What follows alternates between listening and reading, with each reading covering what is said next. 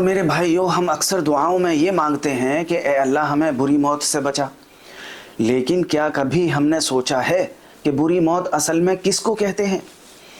عام طور پر لوگ یہ سمجھتے ہیں کہ کوئی ایکسیڈنٹ میں فوت ہو گیا یا جہاز کریش ہو گیا یا کوئی حادثے کا شکار ہو گیا تو یہ بری موت ہے۔ یاد رکھیں، اللہ ہم سب کو اپنی عافیت میں رکھے، لیکن یہ حادثات والی موت بری موت کی علامت نہیں ہے۔ اسلام ہمیں یہ بتاتا ہے کہ اگر کوئی مسلمان حادثے میں ڈوب کر یا آگ میں جل کر فوت ہو جائے تو وہ شہید کے درجے میں آتا ہے۔ لیکن پھر اب بری موت کیا ہے؟ بری موت تو وہ ہے جس میں ایمان برباد ہو جائے، مرتے وقت انسان کا ایمان چھن جائے۔ بری موت یہ ہے کہ انسان کسی گناہ میں مشغول ہو اور اس حال میں فرشتہ اس کی روح قبض کرنے آ جائے۔ بری موت یہ ہے کہ زبان پر کلمے کے بجائے دنیا کے فضول کام ہوں۔ اور اللہ کے رسول صلی اللہ علیہ وسلم نے اس طرح کی بری موت سے بچنے کا حل بھی بتایا ہے۔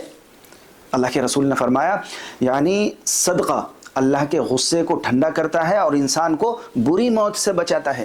اس لیے میرے دوستو، یہ فکر نہ کریں کہ موت کب اور کہاں آئے گی، فکر یہ کریں کہ کہیں بھی آئے بس اللہ ہم سے راضی ہو، ایمان ہمارے ساتھ ہو، اور اللہ سے دعا بھی کرتے رہا کریں کہ اللہ ہمیں ایمان پر موت نصیب فرمائے، آمین۔